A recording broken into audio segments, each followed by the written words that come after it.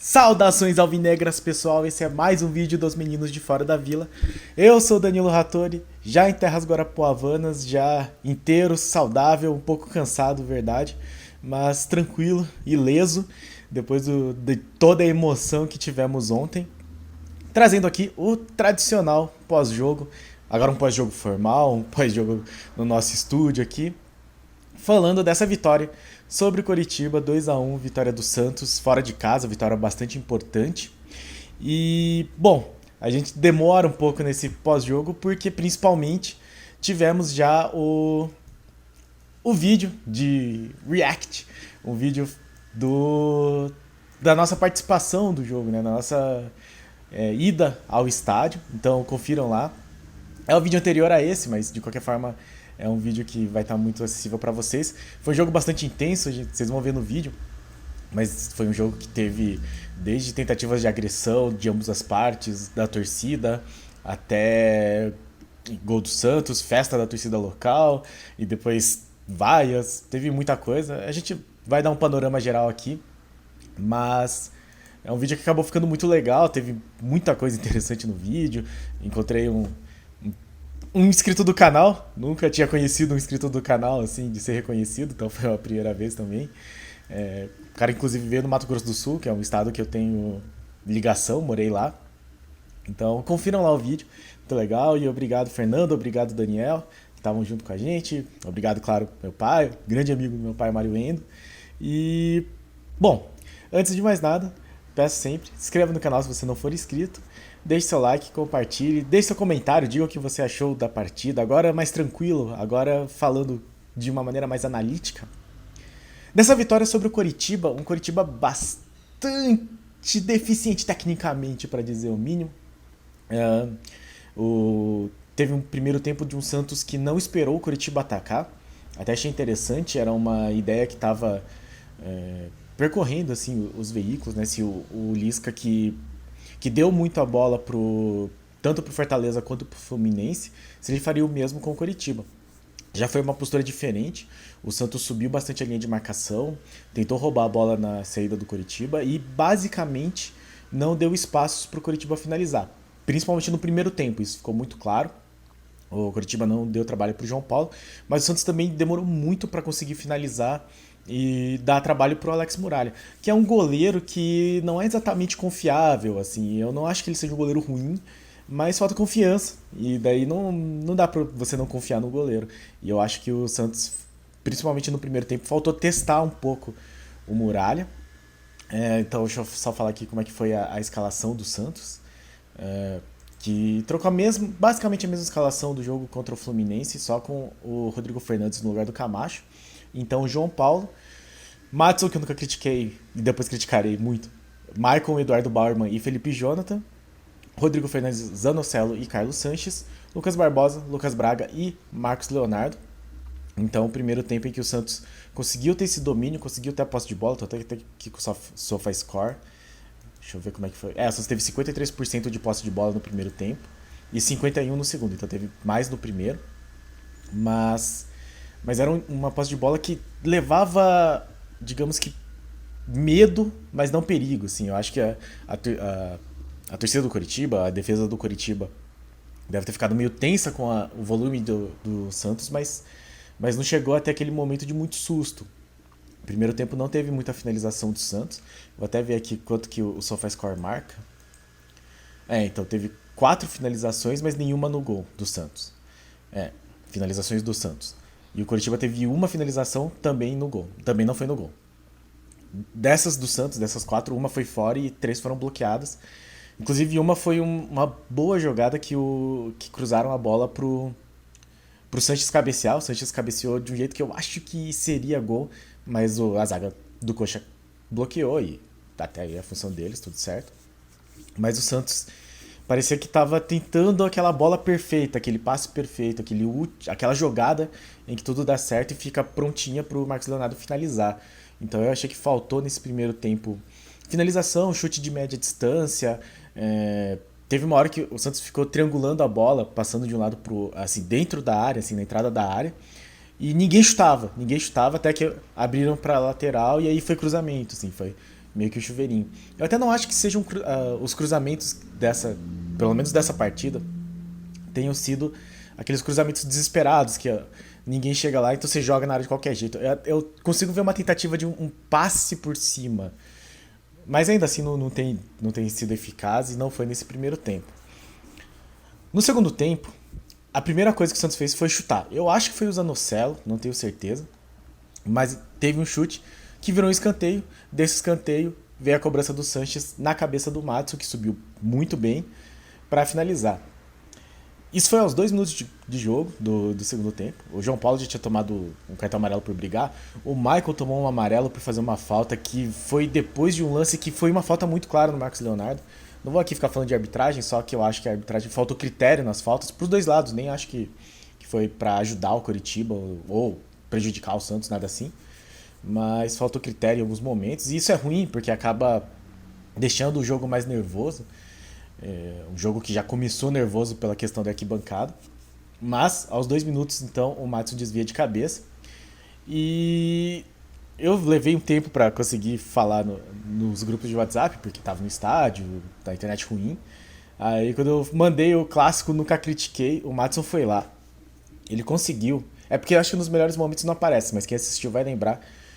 Ele marca de tão longe que o cara do Coritiba escorrega, ele tenta dominar a bola, ele se esforça pra dar aquele carrinho que deixa a bola no campo e ele fica deitado sem ação. E o Matson não chega na bola, de tão longe que ele tá. Ele não consegue chegar na bola, o cara do Coritiba tem tempo de levantar, pegar a bola, fazer a jogada e aí acaba cruzando para um Léo Gamalho absolutamente livre. E aí uma outra crítica que eu faço sempre, assim. O Santos tomou gol de Pablo contra o Atlético Paranaense, Pedro e Gabigol contra o Flamengo. Tomou gol de Léo Gamalho contra o Coritiba. Esses caras, eles basicamente têm a função de pegar a bola e dar um toque nela e marcar o gol. Você não pode deixar essa bola chegar nesse cara, principalmente dentro da área, que é o que aconteceu em todos os casos. E o Santos novamente deixa o centroavante deles livre para só dar o toque que ele precisa, que é o toque. Se eles, o Pedro até acho mais habilidoso, mas Pablo, o Gabigol também, enfim, o Léo Gamalho, assim, esses caras não vão tipo sair da área, dominar a bola, às vezes fazer um pivô, mas não vão ter tanta facilidade assim para conseguir construir a jogada se eles tiverem que dar mais de um toque na bola. E o Santos deixa esses caras livres, assim, então isso precisa ser arrumado para ontem. Nesse lance, o Felipe Jonathan não acompanha, o Bauerman tá meio longe, nenhum dos dois sabe direito quem que tá marcando o Léo Gamalho, que entra. Ele acaba ficando sozinho, entra na área, só dá uma baixada, assim, mas a cabeça é muito forte. Na hora que aquela bola chegou na cabeça dele, foi bem na nossa frente, de quem tava na torcida visitante. Era só se o João Paulo tivesse feito um milagre. Não fez isso 10 minutos depois. E depois que sai esse gol, o Santos acaba ficando muito nervoso. O Coritiba acaba tendo chances, e é um Coritiba que é bastante fraco tecnicamente, era isso que eu tava falando antes. O Lucas Braga deu muito trabalho para a defesa deles. O Felipe Jonathan não errou quase nada, tirando a marcação, assim, mas ofensivamente acertou drible, domínio de bola. E o Felipe Jonathan, assim, ele tecnicamente é bom, mas não é um cara assim possível de ser marcado. O Coritiba sofreu com eles. E aí, aos 69 minutos, que é 70, 45, aos 25 do segundo tempo, sai o Lucas Barbosa e entra o Ângelo. E era o que eu tava pensando assim, bom, se Lucas Braga e Felipe Jonathan estão driblando em cima deles, o Ângelo vai deitar. Entrou o Ângelo, era quem precisava entrar mesmo. Depois, 13 minutos depois, então já aos 38 minutos, saiu o Sanches para entrar o Balieiro. Falei no vídeo, né? Balieiro entrou. Foi meio irrelevante assim no jogo. E aí no finalzinho, aos 43, entram Bruno Oliveira e ele, Brian Angulo, nos lugares de Marcos Leonardo e Zanocelo. Bruno Oliveira acabou não aparecendo muito. O Angulo ele deve ter dado 4 toques na bola. 2 foram errados. Um foi o que ele desarma e consegue passar pro Ângelo no meio de campo, assim, de costas. E aí o Ângelo, no que pega essa bola, corre. Ângelo corre. A galera do Coxa tenta dar a falta, ele escapa. Ele dá uma parada e aí vem o Angulo correndo na velocidade angulística dele. Chega no lugar certinho. Ele chega, mas o Ângelo ele consegue dar o corte dentro da área e dar o toque rápido, curto, mas na medida certa para o Angulo conseguir encostar na bola, finalizar deitando, assim, escorregando. Gol da virada, maravilhoso, espetacular, assim, para quem tava no estádio e torce pro Santos, foi um momento de êxtase absoluto. De novo, aconselho, assistam um vídeo anterior aqui do canal, tá bem legal. E aí, com isso, o Santos consegue essa maravilhosa vitória, vitória fora de casa, sempre complicado, o Santos só tinha uma vitória fora de casa. E o que o Lisca tinha falado antes, depois acho que no outro vídeo eu comento a coletiva, que a coletiva do Lisca é um e-book praticamente, né, um e-book de autoajuda. Mas o Lisca tinha falado que o que precisava pro Santos era coragem para vencer fora de casa. Talvez tenha acontecido isso, assim. Eu senti o time um pouco mais ousado no primeiro tempo. A hora que tomou o gol, deu aquela vacilada e acabou se tornando um jogo meio de trocação, assim. Coritiba teve chegadas perigosas, o Santos também teve. Mas o Santos conseguiu, no fim, prevalecer com a habilidade do Ângelo e o oportunismo do Angulo.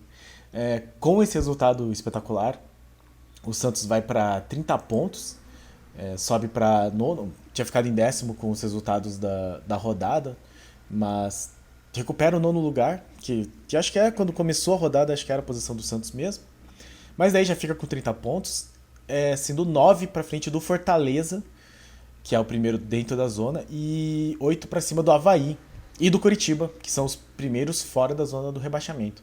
Já é uma distânciazinha um pouco melhor, e fica a 7 do Atlético Paranaense, que é o quarto. Então o Santos já está mais perto da parte de cima, que é sempre mais difícil de chegar, mas de qualquer forma, está mais perto da parte de cima do que da parte de baixo.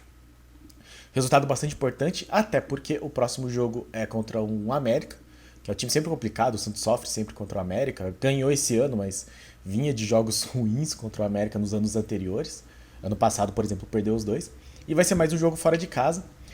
Lembrando que esse jogo contra o Coritiba foi o segundo do turno. Antes de começar esse jogo, o Santos tinha mais 18 jogos, que eram 10 fora de casa e 8 em casa. Venceu o primeiro fora. Ainda tem mais jogos fora do que em casa, mas pelo menos esse conseguiu vencer. E é muito importante que consiga vencer desses times que são mais acessíveis, assim, né? O Coritiba não é um time tão complicado, tanto que o Santos venceu. A torcida ficou bastante satisfeita. E falando aqui um pouco de jogador a jogador, João Paulo não teve culpa no gol. A galera falou dele ter. Pessoas criticaram ele porque talvez ele tivesse que ter saído. Não era uma bola que eu achava que era pra sair.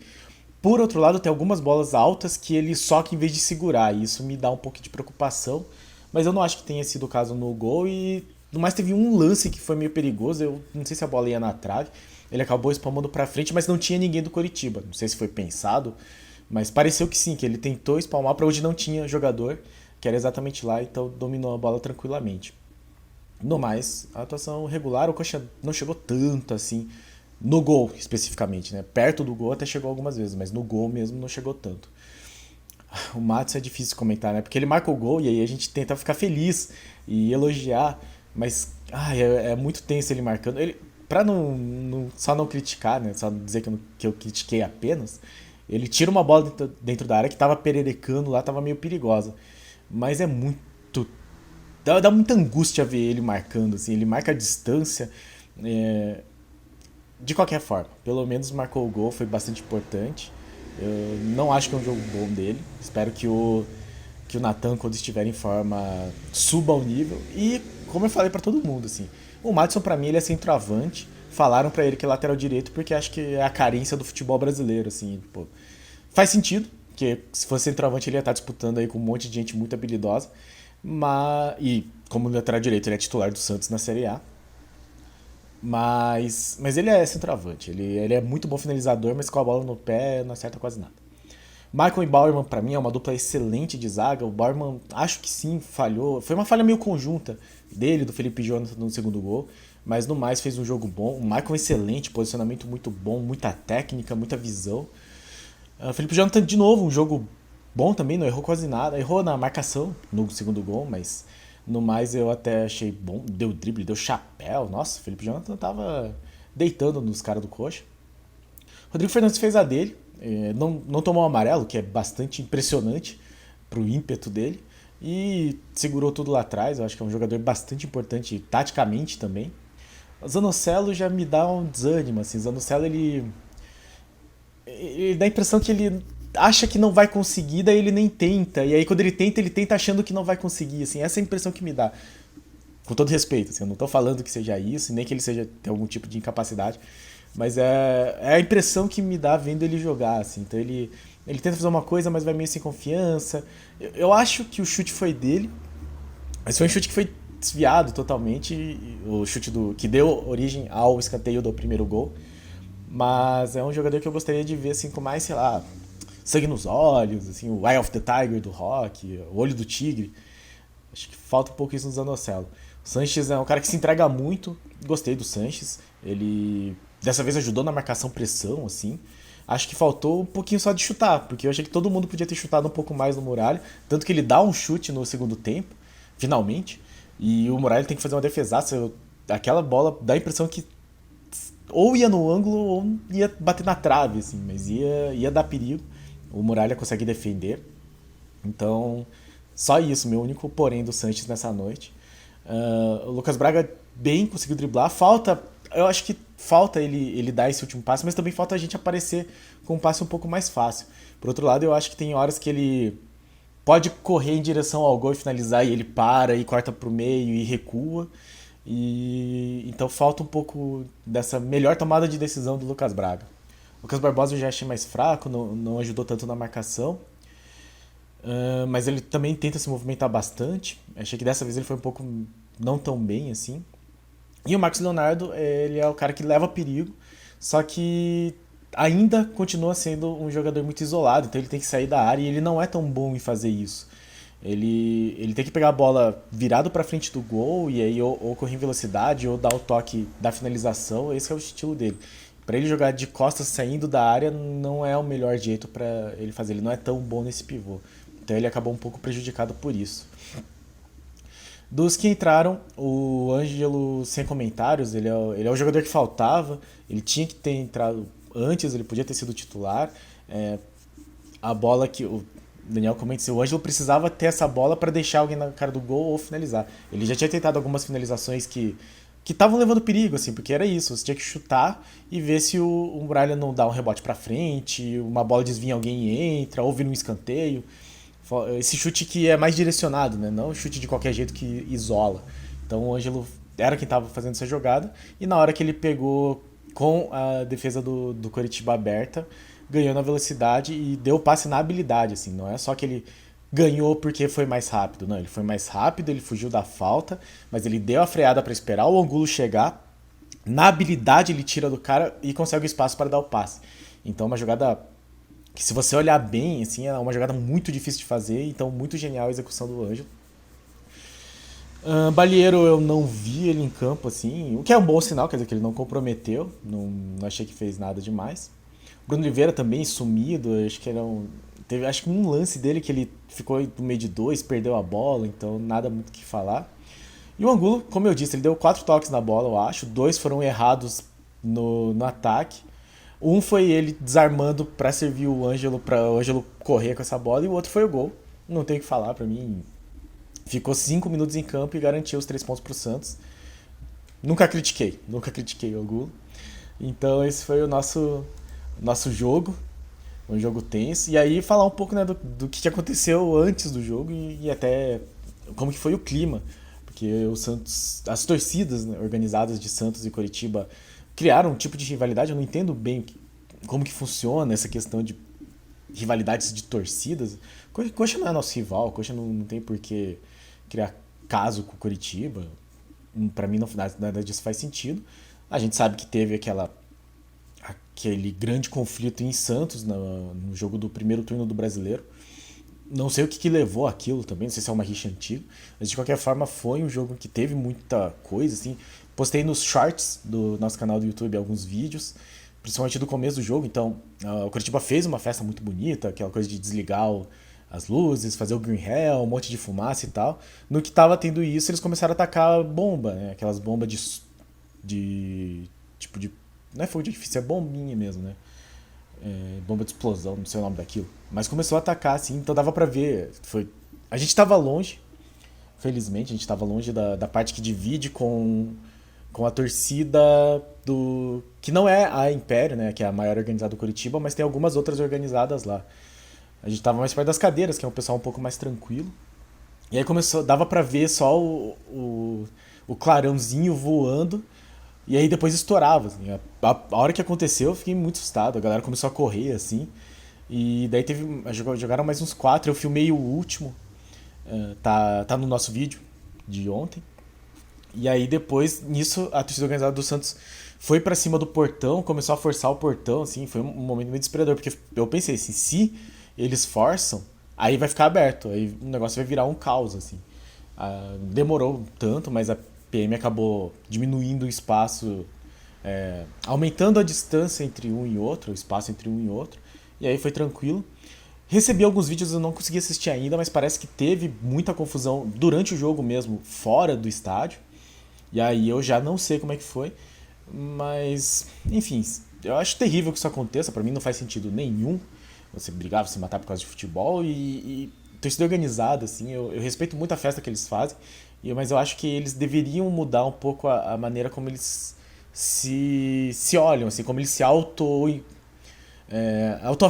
né? Então você tem que ser violento, você não pode perder na porrada. Então, não sei, pra mim é uma coisa próxima de uma facção. E aí você chega nesse tipo de situação em que talvez o Santos não tenha torcida contra o Coritiba no ano que vem por causa disso, se o Coritiba ficar na primeira divisão. Fico triste. Porque olha só, se não tivesse torcida nesse jogo, nós perderíamos uma experiência maravilhosa que foi essa partida, de ver no estádio. E eu acho muito triste que se retire isso dos torcedores, principalmente os torcedores do Santos do Paraná, que tem muitos e eles não têm tantas chances de acompanhar o time. Então eu acho que as torcidas organizadas devem rever isso, ou então simplesmente, sei lá, marca em algum lugar muito longe do estádio e se quebrem, assim, mas tipo, não ameacem nem o espetáculo, nem a possibilidade de torcedores civis, digamos assim, irem à partida e estragar a festa de uma boa parte dos torcedores. No mais, bom, foi um jogo tão emocionante, assim, tão intenso. Eu vou fazer alguns comentários que eu fiz depois, assim. Mais uma que eu falei no jogo é que, tipo, eu tenho uma parte da minha família que é torcedora do Coritiba. A família da minha mãe, quase todo mundo é torcedor do Coritiba. Então, assim, não é um time que eu desgosto, inclusive, até por isso que me chateia também ter essa rivalidade com a torcida do Coritiba. Eu, particularmente, não tenho nada contra o Coxa. Eu gosto muito menos, se tivesse que falar, assim, da maneira como o Atlético é dirigido, assim. Tenho meus problemas com o Coxa, mas acabo tendo uma certa simpatia por causa da minha família. E como eu falei no vídeo, assim, imagine que triste é você sair às 8 da noite de uma segunda-feira fria, pegar trânsito, ver bagunça, fazer uma festa gigante assim, pra ver o seu time tomar gol de Madison e Angulo. Então, meus lamentos aqui pra torcida do Coxa. Não diminuo minha felicidade por causa disso, mas entendo a dor porque é uma coisa que o torcedor sofre, assim, né? E, e quando tava 1 a 1 lá pelos 45, né? O Coxa saiu aos 47 do segundo tempo. Alguns pais de crianças, tinha mais gente, né? É que esse me chamou a atenção. Saíram antes do gol da vitória do Santos. E eu fiquei pensando nisso, porque eu sou da teoria assim que futebol você não faz isso, né? O futebol não tem sair antes do final da partida, do apito final, porque tudo pode acontecer. E mas eu entendo, assim, era uma situação que parecia meio perigosa, tinha esse receio, e se você fica até o final do jogo, a gente demora pra sair, porque tem que sair toda a torcida do Coritiba antes da torcida do Santos. Mas daí eu fiquei pensando assim, imagina esse garoto quando ele lembrar desse jogo e ele vai lembrar que o Santos venceu um jogo muito difícil, torcida contra, talvez fosse o primeiro jogo da vida dele, e ele não viu o gol da vitória. Então, pra mim, não existe sair antes do final da partida. Eu entendo a questão, mas eu ficaria muito, muito triste. É, falei no vídeo do Vitor Salles da Lambrado Santista que lembrando do meu primeiro jogo, que foi no Couto Pereira, assim, o meu primeiro jogo que eu curti mesmo, e eu ficaria muito triste se fosse que nem esse, né? Se o Santos tivesse vencido e eu não tivesse ficado lá até o final. Coisa que não aconteceu, meu pai nunca fez isso comigo. Mas, enfim, uma pequena nota aqui. E só para terminar, né, registrar novamente a minha alegria. é, um cara de Dourados, no Mato Grosso do Sul, me reconheceu, falou que me viu no Alambrado Santista do Vitor Salles, que conhecia o trabalho, que era inscrito, e isso pra mim assim, é uma glória absurda. Então o canal já valeu a pena, esse vídeo pra mim já entra pra história como um dos melhores daqui. Então, muito obrigado a todos que acompanham o canal, muito obrigado, Claudinha, minha produtora, mas mais que isso, a maior apoiadora desse canal, que mais se sacrifica por esse canal. Talvez uma pessoa que se dedica muito e às vezes eu também não dou o devido crédito, então desculpe por não dar o crédito. Te amo, amor. Mas foi uma experiência fantástica, assim. Teve então muita coisa nesse jogo. O Santos, não só a vitória do Santos, voltar pro Couto, que é um estádio que eu gosto bastante de assistir jogo do Santos. Apesar de momentos ruins que eu já passei lá, conhecer um inscrito no canal. Meu pai assistiu um jogo com um amigo dele que ele já tem há mais de 50 anos, eles nunca tinham ido num jogo juntos, acabaram vindo aqui, que foi a primeira vez dele no Couto Pereira, mas não só isso, vendo um jogo do Santos como visitante, ele é sócio do Santos, assiste os jogos todos na Vila. Então teve muita coisa nesse jogo, assim, foi um jogo muito intenso. E felizmente o Santos venceu e eu estou muito feliz com tudo que aconteceu. O vídeo tá fazendo sucesso também, o vídeo de ontem. Obrigado a todos que assistiram, obrigado a todos que comentaram. Compartilhem aí, eu acho que é um vídeo legal, assim, é um vídeo de uma experiência intensa de torcida. E no mais, obrigado a todos que assistiram o nosso vídeo até aqui, obrigado a todos que acompanham nosso canal, obrigado a todos que são nossos inscritos. Se você não é, se inscreve aí, dá essa força, compartilha, deixa um like e comente o que você quiser sobre essa vitória maravilhosa do Santos. Que pra nós, que nunca vamos da Vila Belmiro, que somos meninos de fora da vila, foi muito enriquecedor, assim, foi muito legal, foi muito bonito, foi muito memorável e emocionante, acima de tudo. Estar no estádio e ver o Santos vencer, coisa que fazia muito tempo que eu não via. Então, muito obrigado a todos e pra cima deles. Abraço.